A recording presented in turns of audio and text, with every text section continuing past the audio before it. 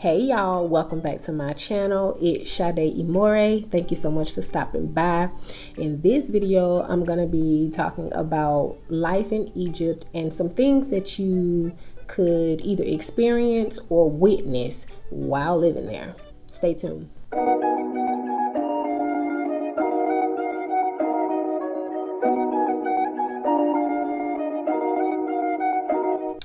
All right, I know there is a lot going on right now. Travel restrictions, fear mongering, like just a lot of stuff going on social media as well as in the news. And so there's a lot of he say, she say, they don't say. It's just a lot. So I'm not going to really say the word because I don't want no problems in these YouTube streets, but I will say that you're gonna have to change your mindset.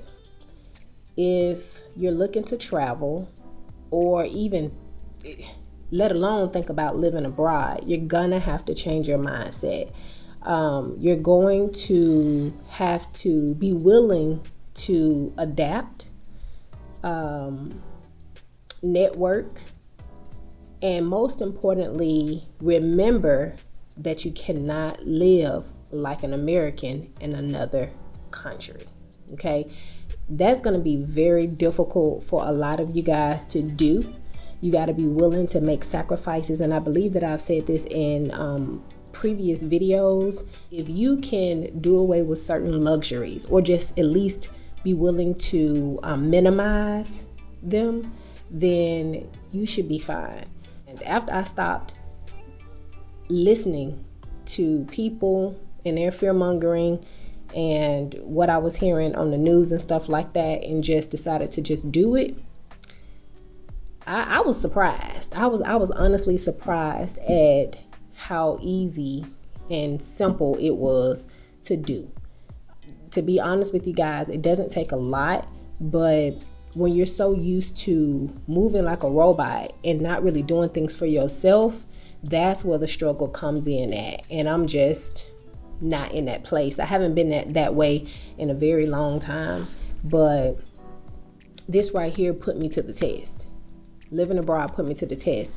It revealed to me things that I didn't know, and it showed me things that I did know. And I was like, that wasn't as bad as I thought it was. So if you're looking to do it, you guys, just go ahead, get your passports and do it. Of course, dealing with, the whole situation that shall remain nameless, handle your business, do whatever you feel is best for you. But at the end of the day, if you're looking to travel, if you're looking to see the world, I don't care if you're going to one country, if you're willing to do that, then make the proper adjustments. Don't let fear overtake you. Be wise, but still live. You know what I'm saying? Don't shut yourself down and stop yourself from being able to enjoy life, because it doesn't seem like this thing is going anywhere. And y'all, come on. It's not going anywhere. So you're going to have to adapt, and you're going to have to figure out a way to get stuff done. So now that we've gotten that out of the way about mindset, I want to say that Egypt is much safer than what TV and social media leads you to think. We rented a van to go to Cairo. Of course, we had to turn in documentation and stuff. They literally had a cop ride with us all the way from where we were to Cairo for safety purposes. Now, I don't know if it's because we're American or if that's just policy, but we didn't request them. We didn't feel like we needed them, considering the fact that we've been on a go bus several times. At the end of the day, it was still pretty cool for them to, hire a cop for us to supervise us. So yeah, that's one thing. Now, I will say that the Sinai Peninsula was closed for a good little while. I think they opened it back up like a month or so, maybe, before we left. But it was flagged. They did have an attack there. Sharm el Sheikh was still open, so you could fly into that area. It's a tourist area. It's really, really nice. I've heard, haven't been there yet, but I plan on going.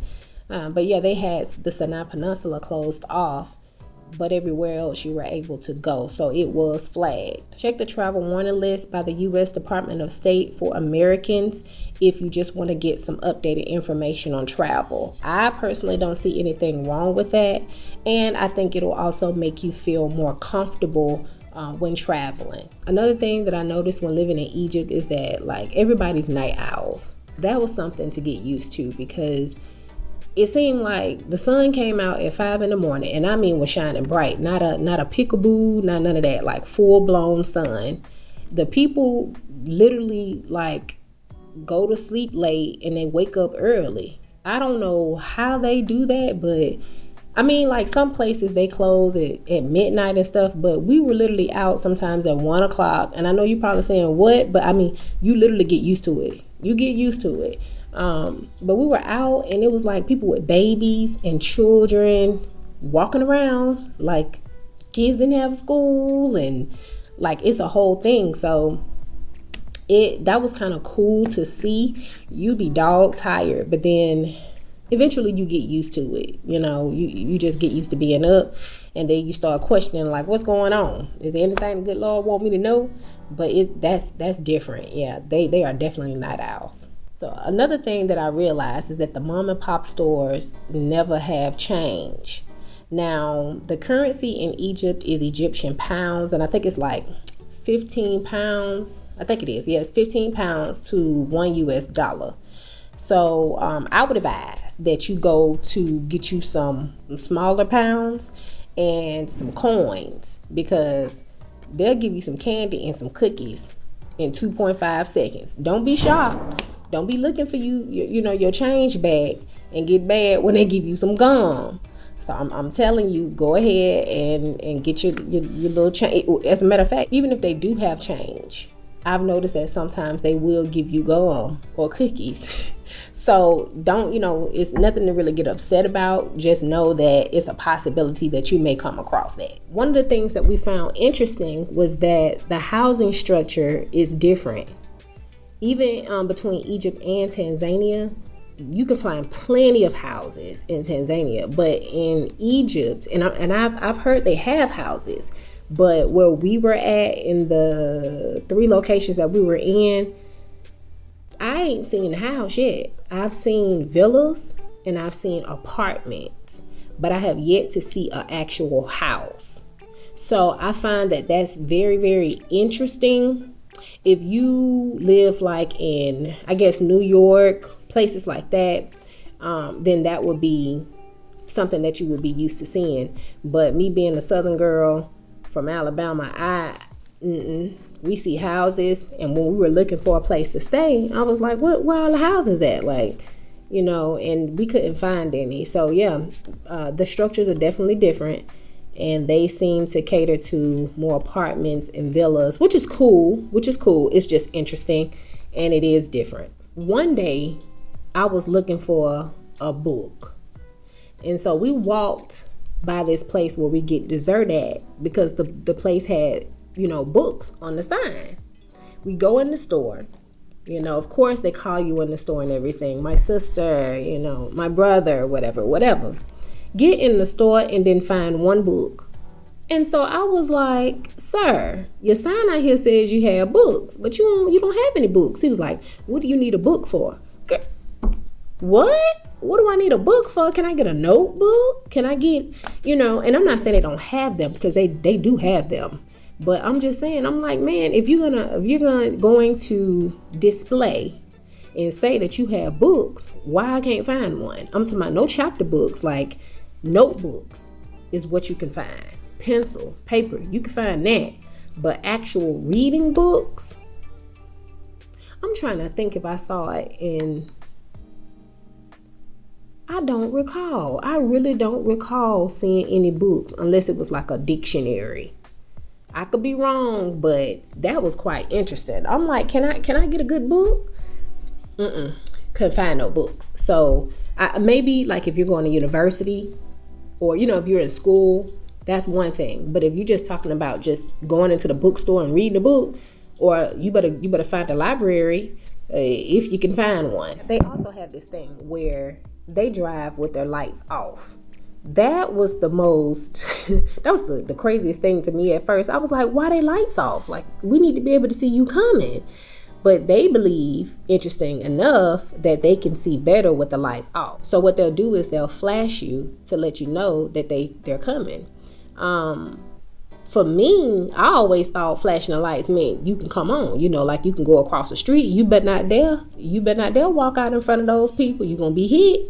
I'm telling you, you got to use wisdom when crossing the street. It's like playing hopscotch on steroids, because they drive super, super fast, and they just pretty much do whatever they want to do. That's how they drive in Egypt. And police officers don't seem, even the military, because they're heavily like armed and guarded and stuff like that in Egypt, they don't stop them for like normal stuff, like what we would think is normal, like traffic violations. They don't stop them for stuff like that. So you really on your own. And so that was crazy, interesting to witness and to actually go through when you had to run across the street a couple of times. And I don't mean no offense, but like we would see Mexicans and it would be like a whole bunch of them stacked up in a car. They ride like that, where people be hanging out of the trunk, all kinds of stuff. They do not get stopped for that, y'all. They do not. And I mean, folks be sitting in each other's laps, all kinds of stuff. And I mean, you raised that way, that's all you know. They have car seats and stuff, but it doesn't seem to be like a major thing. Remember this, nothing is free. Now, don't get me wrong, we've met some beautiful people who have offered information, offered to help just off of the rip, just because we Black. But overall, I'm gonna say probably 8 times out of 10, if you ask a person where a place is, they're gonna try to show you instead of telling you, because they want you to tip them. Our currency weighs more, or it goes a long way in Egypt. So, I think this is just an African thing. They really do think that you have a lot of money because of that. Smoking is a big deal. Like, everybody smokes. Everybody. I saw some people smoking. I was like, this baby is in school. Why is he smoking? And it's just a regular thing. So you're going to have to get used to that. The only place that they can't smoke at, if I remember correctly, is a restaurant. But everywhere else, it's free game. They smoke everywhere. So that was another thing. I was like, dang, everywhere you go, they smoking. One guy told us he can't live without smoking. So I was like, all right, then, do your thing, sir. Last but not least, mosques and religious sites. Y'all, they pray several times a day, and they pray over an intercom. So if you are there long enough, eventually you'll be able to block it out. You'll know they're doing it, but you won't really hear it because you've learned how to just tune it out, if that's not your thing. But you will see all kinds of sites everywhere, mosques everywhere, and they just do their thing. They pray 5 times a day, and they don't bother us and we don't bother them. So yes, expect that if you're going to a country that is primarily Muslim or dealing with Islamic faith. Well, that's all I had for today. I hope you enjoyed this quick video. Thanks so much for watching. Don't forget to like, comment, subscribe, and I'll see you on the next one. Bye.